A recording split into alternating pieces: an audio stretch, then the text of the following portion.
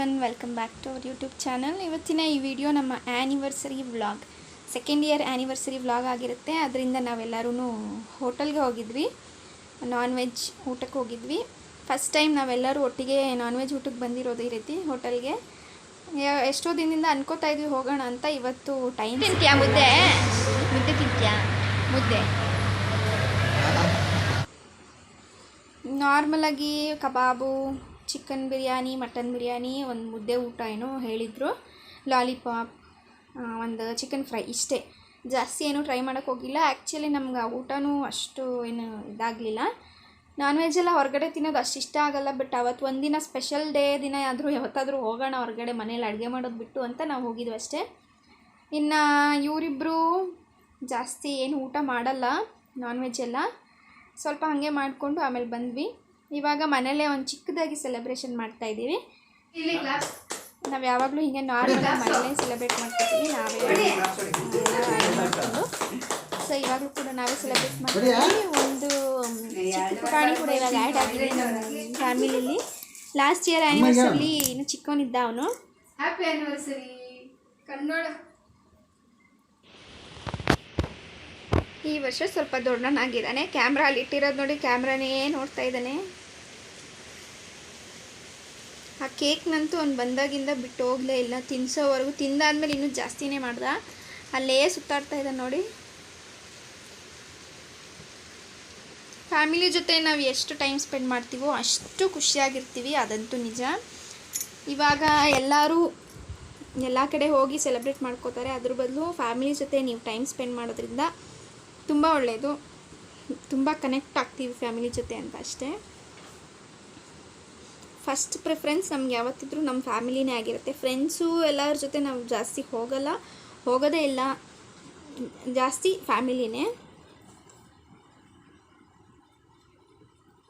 ಇವಾಗ ಕೇಕ್ ತಿನ್ನೋಕ್ಕೆ ಸ್ಟಾರ್ಟ್ ಮಾಡ್ತಾ ಇದ್ದಾನೆ. ಒಂಚೂರು ರುಚಿ ನೋಡಿದ್ದಷ್ಟೇ, ಆಮೇಲೆ ಕೇಕ್ನ ಬಿಟ್ಟು ಹೋಗೋಕ್ಕೆ ರೆಡಿನೇ ಇಲ್ಲ ಅವನು. ಎಲ್ಲರಿಗೂ ತಿನ್ನಿಸ್ಕೊಂಡು ಅವನು ಆ ಕೇಕ್ನೆಲ್ಲ ಮ್ಯಾಶ್ ಮಾಡಿ ಎಲ್ಲ ಹಂಗೆ ಹಿಂಗೆ ಮಾಡಿ ತಿಂದ್ಬಿಟ್ಟ ಚೆನ್ನಾಗಿ. ಜಾಸ್ತಿ ತಿನ್ನಿಸಿಲ್ಲ, ಒಂದು ಸ್ವಲ್ಪ ತಿನ್ನಿಸಿದ್ಲಷ್ಟೇ. ತಿನ್ನಿಸ್ತಾ ಇದ್ರೆ ಅವನಿಗೇನಿಲ್ಲ, ಅವ್ನು ತಿಂತಾ ಇರ್ತಾನೆ ಆರಾಮಾಗಿ.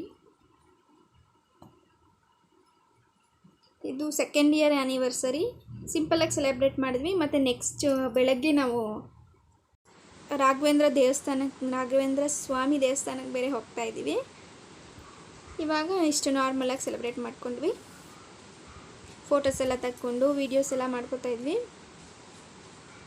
ಇವಾಗ ನಾನು ತಿಂತಾಯಿದ್ರೆ ಕೇಕ್ ನನಗೂ ಬೇಕು ಅಂತ ಬಂದ, ಅವಾಗ ಇನ್ನೊಂದು ಸ್ವಲ್ಪ ತಿನ್ನಿಸಿದ್ದೆ. ಒಟ್ನಲ್ಲಿ ನಮಗಿಂತ ಜಾಸ್ತಿ ಸೆಲೆಬ್ರೇಷನ್ ಅವನಿಗೆ ಇಷ್ಟ. ಅವನಿವಾಗ ಚೆನ್ನಾಗಿ ಇದು ಮಾಡ್ತಾನೆ. ಲಾಸ್ಟ್ ಇಯರ್ ತುಂಬ ಚಿಕ್ಕವನು ಅವನು, ಕೇಕೆಲ್ಲ ಏನೂ ತಿನ್ನಿಸಿರಲಿಲ್ಲ, ತುಂಬ ಚಿಕ್ಕವನು ಅಂತ. ಈ ವರ್ಷ ತಿನ್ನಿಸಿಲ್ಲ ಅಂದರೆ ನಾನು ಬಿಡೋದೇ ಇಲ್ಲ ಅಂತ ಬಂದು ಅಡ್ಡ ನಿಂತ್ಕೊಂಡಿದ್ದಾನೆ. ಇದು ನಮ್ಮ ಮಮ್ಮಿ ಡ್ಯಾಡಿ, ನಿಮ್ಗೆ ಗೊತ್ತಿರುತ್ತೆ. ನಮ್ಮ ಅಮ್ಮಂಗೆ ತಿನ್ಸೋಕೆ ಹೋಗ್ತಾಯಿದ್ರೆ ಅವ್ನು ಬಿಡ್ತಾನೆ ಇಲ್ಲ, ಅವನೇ ಬಾಯಿ ತೆಗಿತಾ ಇದ್ದೀನಿ ನನಗಿಡು ಅಂತ.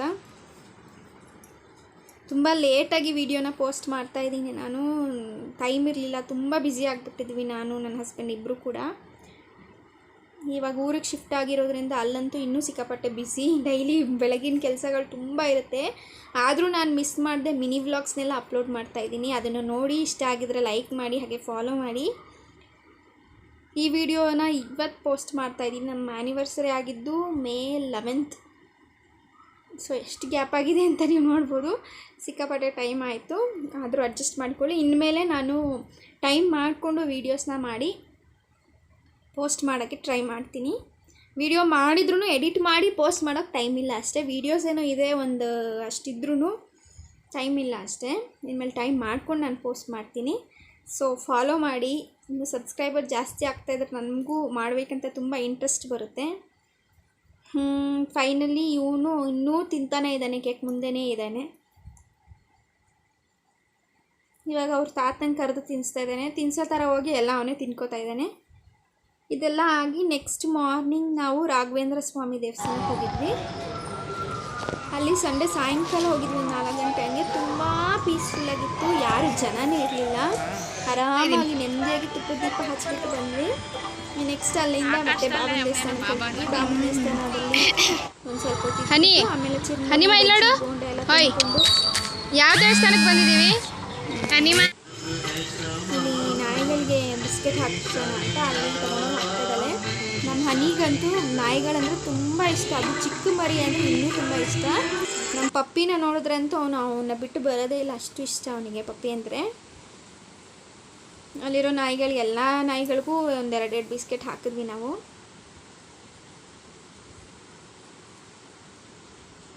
ಇಲ್ಲಿ ನೋಡಿ ಅವನಿಗೆ ಅಲ್ಲಿ ಸ್ಮೂತಾಗಿತ್ತಲ್ವ ನೆಲ ಎಲ್ಲ ಚೆನ್ನಾಗಿ ಓಡಾಡ್ಕೊಂಡು ಆರಾಮಾಗಿದ್ದ.